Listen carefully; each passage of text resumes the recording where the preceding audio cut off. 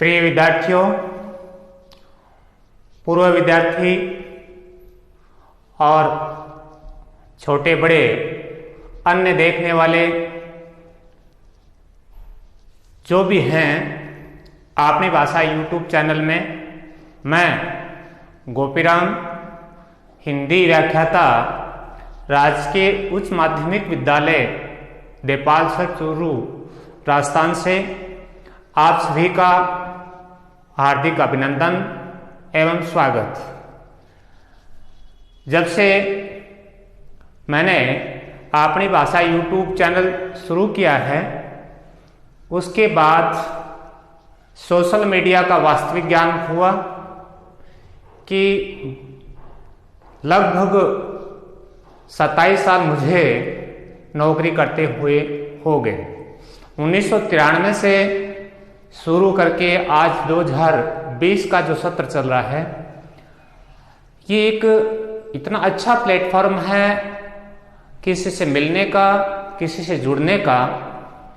मुझे तो ये चैनल शुरू करने के बाद ये पता चला कि सोशल मीडिया कितना अच्छा एक माध्यम है।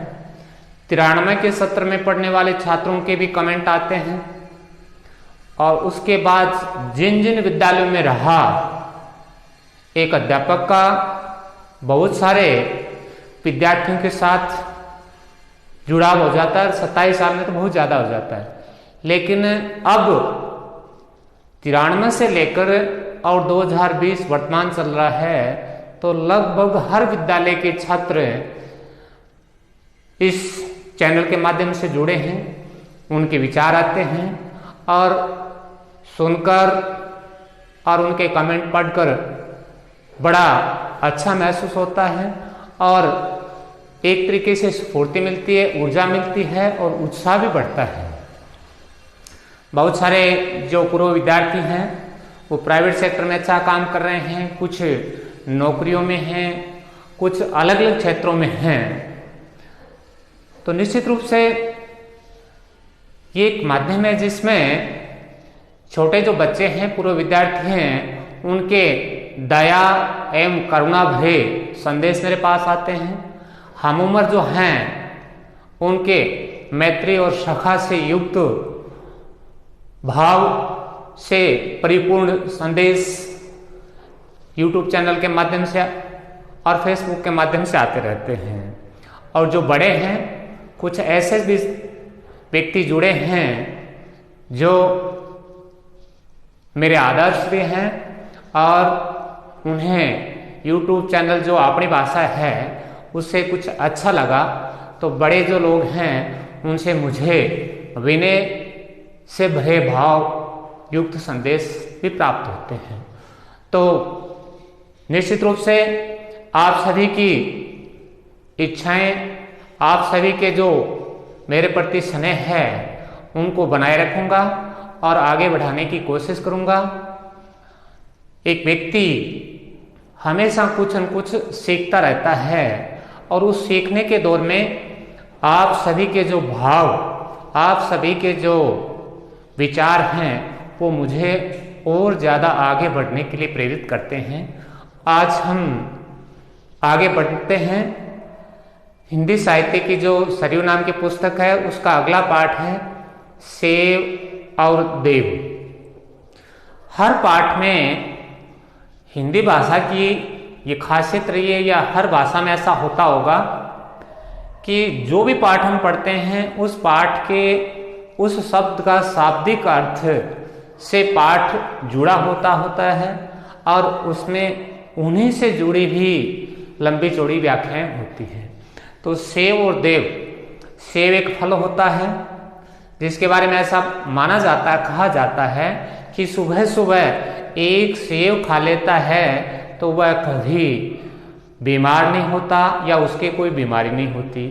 दूसरी तरफ है देव, जो व्यक्ति देव से जुड़ा रहता है, अध्यात्म से जुड़ा रहता है, वो कभी अहंकारी नहीं होता। एक से बीमारी नहीं होती, सेव से बीमारी नहीं होती और देव से अहंकारी नहीं होती। सेव है वो स्वास्थ्यवर्धक है, तो देह है वो शक्तिवर्धक है। कहने का मतलब इन दोनों जो शब्दों हैं, ये शब्द जो हैं हमें कुछ न कुछ सीखने के लिए प्रेरित करते हैं। सेब जो है पेड़ के लगता है, लटकता है, तो वो विनय का भाव सिखाता है।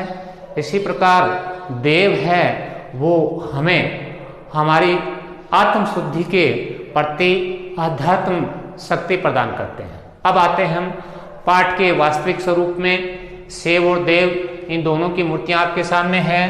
पहली तस्वीर है वो है सेव की, और दूसरी तस्वीर है जो इस पाठ में हम पढ़ेंगे, एक देवी जिसके पशुओं की बलियां दी जाती थी, उससे जुड़ी हुई देवी है, जिसे हम दुर्गा भी कह सकते हैं, कालका कह सकते हैं, जो देवी के नव रूप हैं जो नवरात्रा में आप सभी देखते हैं। तो चर्चा करते हैं। पाठ का नाम था सेव और देव। लिखने वाले लेखक का नाम है सच्चिदानंद हीरानंद वात्स्यायन अगे। अगे इनका उपनाम है। लेखक का जितना बड़ा नाम है उतनी ही बड़ी इनकी व्याख्या भी है। अब चर्चा करते हैं हम इस जो लेखक हैं सच्चिदानंद हीरानंद वात्स्यायन, उन्होंने क्या किया, कैसी खासियत थी उनकी। एक तो इन्होंने 1943 में तार सप्तक लिखा, और इस तार सप्तक से हुआ क्या, प्रयोगवादी काव्य धारा का निर्माण। ये इनकी सबसे बड़ी उपलब्धि थी। इसके अलावा इन्हें परंपरा का, ये पहली खासियत, दूसरी परंपरा का सूत्रधार भी माना जाता है। तो इसके अलावा जो आगे जी हैं उन्होंने बहुत सी विधाओं में लिखा, जिनमें उन्हें कहानी भी लिखी, इन्होंने उपन्यास भी लिखे, यात्रा वर्णन भी लिखे, कविता भी लिखी। इस प्रकार अनेक गद्य विधाओं में या काव्य विधाओं में उन्होंने लिखा, और बहुत ही सुंदर तरीके से लिखा। इसके बाद इस पाठ में इनकी क्या खासियत दिखाई देगी आपको, ये पुरातत्ववेत्ता, पुरातत्ववेत्ता किसे कहते हैं, जो हमारी प्राचीन संस्कृति हैं, जितनी भी सभ्यताएं हैं, उनसे जुड़े हुए अवशेषों का ज्ञान प्राप्त करना और उन्हें जोड़ना कि ये कितने साल पूर्व की है, कौन से सभ्यता से जुड़ा हुआ है, किस सभ्यता का, उसके माध्यम से हम ज्ञान प्राप्त कर सकते हैं, उसे कहते हैं पुरातत्ववेत्ता। अब देखिए इसके बाद जो हम पाठ पढ़ रहे हैं, ये पाठ कैसा है। पहला इसका खासियत है, ये एक विचार प्रधान कहानी है। कहानी तो है, लेकिन कहानी के साथ साथ कैसे है, इसमें विचारों की प्रधानता है।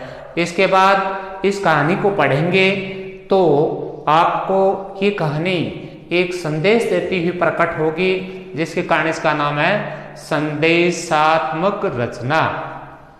इस कहानी में एक बड़ी बात निकल कर आती है कि नैतिक मूल्यों की स्थिति स्वतः स्फूर्त होती है, आरोपित नहीं की जा सकती। कहने का मतलब है एक व्यक्ति में, एक इंसान में, एक बच्चे में, एक विद्यार्थी में नैतिक मूल्य हैं, वो उसके अंदर की भावना से, अंदर के विचारों से प्रकट होती है। उसे हम किसी पर थोप नहीं सकते, उसे जबरदस्ती उस पर लादा नहीं जा सकता, आरोपित। इसके बाद लेखक ने, वगैरह ने इस पाठ में ये भी हम देखेंगे कि आस्था में बड़ी शक्ति होती है। इस प्रकार पहले मैंने पाठ के नाम की चर्चा, उसके बाद लेखक के कुछ 2-4 पॉइंट गुण बताए, और इस पाठ की कुछ खास बातें वो। अब आते हैं हम पाठ के वास्तविक बिंदुओं पर, जिसमें सबसे पहला है पहाड़ी सौंदर्य। यहाँ प्रोफेसर गजानंद हैं, वो इस पाठ में लिखे हैं, तो उन्हीं के बारे में यहाँ हम पढ़ेंगे। जो पुरातत्व वेता है प्रोफेसर गजानंद, जो यात्रा वर्णन के माध्यम से दोनों चीजें हैं, वो पुरातत्ववेत्ता भी हैं और इसमें जो चर्चा है वो उनकी है। पहले तो आप ये जान लीजिए प्रोफेसर गजानंद क्या थे। दिल्ली के एक महाविद्यालय के प्राचीन इतिहास और पुरातत्ववेत्ता हैं। अब उन्हें इसके साथ साथ एक शौक था कि वो प्राचीन अवशेषों को ढूंढते या उनका जानकारी लेते। उस पुरातत्ववेत्ता के साथ साथ उनका यात्रा का भी शौक था, यानी मनोरंजन और पुरातत्ववेत्ता दोनों उनका एक तरीके से वास्तविक जीवन में आनंद के कुछ बिंदु थे। अब चर्चा करते हैं सबसे पहले पहाड़ी सौंदर्य। प्रोफेसर गजानंद है वो घूमने के उद्देश्य से जाते हैं और उसमें जो विशेष बात है वो मनाली नाम का स्थान, मनाली जो आपने काफी सुना होगा, और उस मनाली के पास ये कुल्लू नाम की पहाड़ी। तो प्रोफेसर साहब लंबे सफर के बाद गाड़ियों के घड़घड़ाहट से, आवाज से उतर जाते हैं और उतरकर उस घड़घड़ाहट से, उन तेज आवाजों से बचने के लिए और सुनसान रास्ते की तरफ जाते हुए सबसे पहले वो डाक बंगले में अपना सामान भिजवाते हैं। डाक बंगला वो होता है जो सरकार के द्वारा कुछ विशेष व्यक्तियों के रहने के लिए विश्राम स्थान होते हैं।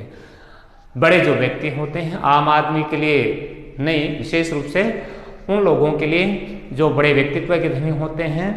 अब उन्होंने अपना सामान वहाँ रख दिया। लंबा सफर के बाद आए थे, थकान थी नहीं, इसलिए उन्होंने आराम करना उचित नहीं समझा और वो पहाड़ी के रास्ते पर आगे बढ़े। पहाड़ी के रास्ते पर आगे बढ़े तो सुनसान जगह थी, पहाड़ ऊपर की तरफ जा रहे थे। थोड़ी दूर चलने के बाद उन्होंने देखा कि चीड़ के वृक्ष जो पहाड़ों में ज़्यादा होते हैं, चीड़ के वृक्ष हैं वो कम हो जाते हैं। कुछ दूरी पर चलने के बाद उन्हें रास्ते के पार एक झरना दिखाई दिया। पहला बिंदु उनका है सौंदर्य का, वो है झरना। उस झरने को देख करके वो बड़े खुश हुए, बड़े प्रसन्न हुए और उन्होंने अपने मन की अभिव्यक्ति प्रकट की। झरना जो कुछ समतल भाग पर था, समतल भाग पर जहां झरना था वहां क्या थी, छाया थी, इसलिए उसका असली स्वरूप नहीं दिखाई दे रहा था।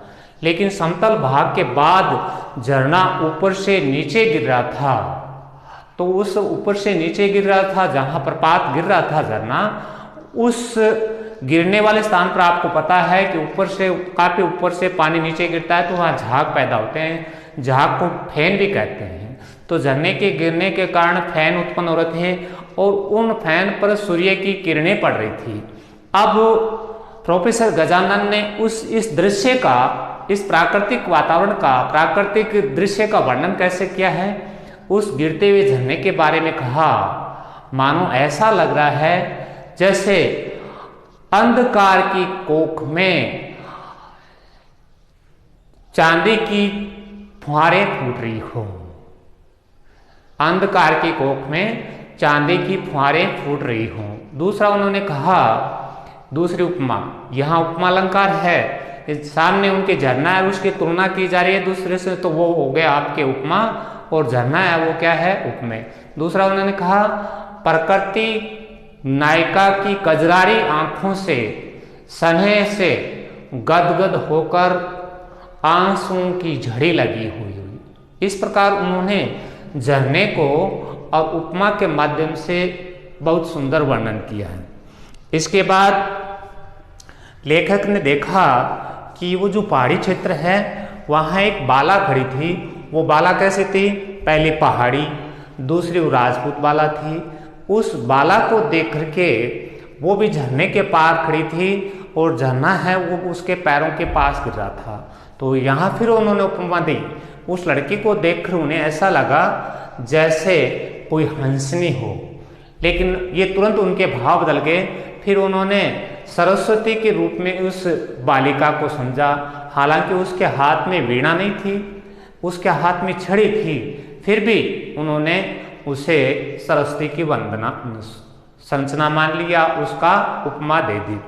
अब होता क्या है कि उस क्षेत्र में पहला जो हमारा बिंदु चला सौंदर्य, तो दो सौंदर्य, एक तो हो गया झरने का, दूसरा उस बाला का। उस बाला के बारे में फिर चर्चा करते हैं कि उस बाला को या उस राजपूती बाला को जो पहाड़ी क्षेत्र की थी, अकस्मात गजानन का आना अच्छा नहीं लगा और वो उन्हें देखकर एकदम से आश्चर्य, यानी वो उनकी तरफ संभ्रम दृष्टि से देख गई। संभ्रम कहते हैं आश्चर्यचकित से। गजानन से या प्रोफेसर साहब ने उस बच्चे से पूछा, आप कहाँ रहती हो? उसने कोई उत्तर नहीं दिया और वो संकोच करती हुई, शर्माती हुई पहाड़ी पर चढ़ने लगे। गजानन जी ने देखा कि ये है जिंदगी का वास्तविक जीवन। इन्हें यहाँ क्यों संकोच करते हैं वो वहाँ के लोग, उस पहाड़ी क्षेत्र के? क्योंकि वहाँ कभी कभार किसी इंसान का आना जाना होता है, बहुत कम लोग वहाँ पहुँचते हैं। इसलिए उस लड़की का वो व्यवहार वो पढ़ गए, समझ गए कि ये संकोच करती है, क्योंकि यहाँ आने वाले इंसानों लोगों की संख्या नाम मात्र की बहुत कम आती है। बालिका आगे बढ़ती है, लेकिन उस बालिका का जीवन और वहाँ का जो जीवन देखकर उसके बारे में उन्होंने बताया कि यह है भारत की प्राचीन संस्कृति या सभ्यता का जीवन। यहाँ के जो लोग हैं पहाड़ी क्षेत्र के, उनके 3 काम होते हैं। पहला खाना पीना, दूसरा ढोर चराना यानी पशुओं को चराना, और गाना बजाना। इसके अलावा उनके जीवन के कोई उद्देश्य नहीं होते। इस प्रकार की सभ्यता, इस प्रकार का स्वच्छंद वातावरण, इस प्रकार का उनका जीवन लेखक को बड़ा अच्छा लगा। और इसी ऐसा सोचते सोचते गजानन जी आगे बढ़ते हैं। उन्होंने देखा कि यहाँ प्राचीन भारतीय सभ्यता के या सभ्यता का मुझे अवशेष मिलेंगे और भी बहुत सारी चीज़ मिलेंगी। इसके साथ साथ हिंदू सभ्यता की शिल्प कला के, धातु के, प्रस्तर के और सुधा की कुछ तस्वीरें, मूर्तियां भी मिलेंगी। वैसा सोचते जा रहे हैं। फिर वहाँ के लोगों के जीवन के बारे में सोचते हैं कि देखो धन्य हैं ये लोग, यहाँ इन्हें किसी चीज़ की चिंता नहीं, बस 3 ही उद्देश्य रहते हैं, वो मैंने पहले बता दिए। इसके बाद इनका जीवन कितना खुला है, किस प्रकार गाना, खाना, पीना और मस्त रहना। ऐसा सोचते सोचते लेखक ने बताया कि वो वास्तविक प्राचीन सभ्यता थी, भारतीय सभ्यता थी, जो ऐसे लोगों के, जो पहाड़ी क्षेत्र के लोग हैं, पहाड़ी वो राजपूती बाला को देख करके, इन लोगों के कारण ही ये सभ्यता आज तक बची हुई है। क्योंकि इन लोगों के जीवन में इन उद्देश्यों के अलावा वो किसी के प्रति बहुत ज़्यादा ध्यान नहीं रखते, अपना जीवन रखते हैं। किसको फायदा हो रहा है ऐसा सोचना तो उनके लिए बहुत विपरीत स्थिति हो सकती है। अपना जीवन जीते हैं, किसका मुनाफा। यहाँ वहाँ के लोग क्या करते हैं, सुबह अपने ढोर को खोल देते हैं और शाम को जाकर ले आते हैं। कभी चोरी होना, कभी किसी प्रकार का नुकसान होना, इस प्रकार की स्थिति वहाँ नहीं होती।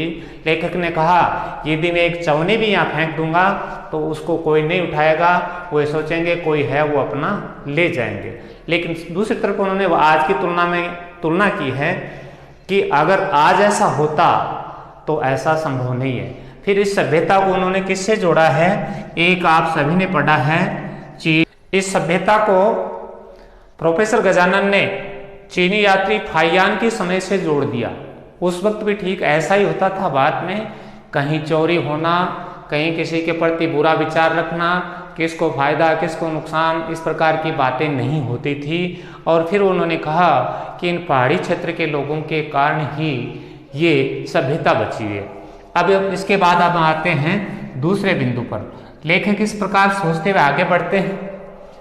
सेब तोड़ता हुआ बालक, तो लेखक इस प्रकार सोचते हुए आगे बढ़ते हैं और क्या होता है कि लंबे लंबे जो चीड़ के वृक्ष हैं वो खत्म हो जाते हैं और उसके बाद सेब से लदे छोटे छोटे पेड़ चारों ओर हैं और उनके नीचे सेब लटक रहे हैं। तो यहाँ लेखक ने फिर एक अच्छी बात कही है प्रोफेसर गजानन ने कि वो लटकते हुए सेब हैं उनमें सार है और जहाँ सार है वहाँ विनय। ये बात बहुत बड़ी बात कही है कि जहाँ सार है वहाँ विनय विनम्रता है। ऐसा सोचते हुए वो विचार करते जाते हैं। इतने में क्या होता है कि एक बच्चा चोर होता है, उसके पैर नहीं होता, उसे आभास हुआ कि कोई आ रहा है तो बच्चा तुरंत सेब तोड़ता हुआ धम से नीचे गिरता है। लेखक ने देखा कि ये कहाँ से आ गया। अभी तक वो सोच रहे थे कि इस सभ्यता में तो चोरी नाम कोई चीज़ नहीं है। बच्चे ने 2 सेब तोड़ रखे थे और वो अपने कोट में या शर्ट में छिपाने की कोशिश की। गजानन ने देख लिया। प्रोफेसर साहब को बड़ा अजीब लगा कि यहाँ की जो प्राचीन सभ्यता है, वास्तविक सभ्यता है, इस सभ्यता को ये बालक नुकसान कर रहा है, अर्थात उस फाइयान की सभ्यता को वे एक तरीके से कलंकित कर रहा है। तो उन्होंने गुस्सा आया उस लड़के को पकड़ करके और उसके एक तमाचा मार दिया, यानी थप्पड़ जड़ दिया। बच्चा था, चोरी के कारण कुछ बोला नहीं और डरा सहमा फिर भी उसकी नज़र उस सेवों की तरफ थी और उसे फिर कहा कि मूर्ख, आप इस भारत की, इस प्राचीन सभ्यता की, फाइयान के समय से जुड़ी हुई है इस सभ्यता को नष्ट कर रहे हो। अर्थात यहाँ चोरी का नाम नहीं होता, आप चोरी करके इसे कलंकित कर रहे हो, ये उचित नहीं है। इस प्रकार उस बच्चे को थप्पड़ मार के डांटते हुए और गजानन ने उसे भगा दिया और वो फिर आगे बढ़ते हैं। इसके बाद तीसरा बिंदु है यायावर ब्रह्मणशील। गजानन जी दोनों चीज़ों के उद्देश्य से गए थे कि कुछ न कुछ प्राचीन सभ्यता के मैं ढूंढ कर भी लाऊंगा, चाहे वो मूर्ति हो चाहे कोई और अवशेष हो। इसी उद्देश्य से आगे दोनों शब्दों का अर्थ है कि यायावर भी घूमने वाले को कहते हैं। ऐसा करते करते और गजानन जी मनाली गांव पहुंच जाते हैं। मनाली गांव आप सभी को पता है कि पर्यटक की दृष्टि से भारत का सबसे श्रेष्ठ और चर्चित स्थान है। वहाँ गांव में जाकर प्रोफेसर साहब ने पूछा कि यहाँ कोई मंदिर है, तो लोगों ने बताया एक मनुक महाराज का मंदिर है। उन्होंने अपने शब्दों में व्याख्या की है कि मंदिर बहुत ज़्यादा सुंदर नहीं था, लेकिन संसार में एक होने के कारण उसे विशिष्ट स्थान मिला और लोगों का उसके प्रति सेवा का भाव भी था, वो जुड़े हुए थे। उन्होंने गौर से उस मंदिर को देखा, लेकिन उनके आत्म संतुष्टि नहीं मिली। वो देखते देखते इधर उधर देखते हैं। फिर उन्होंने वहाँ के लोगों से पूछा क्या यहाँ और कोई मंदिर नहीं है? तो कुछ लोगों ने तो मना कर दिया कि यहाँ तो सिर्फ एक ही मंदिर है।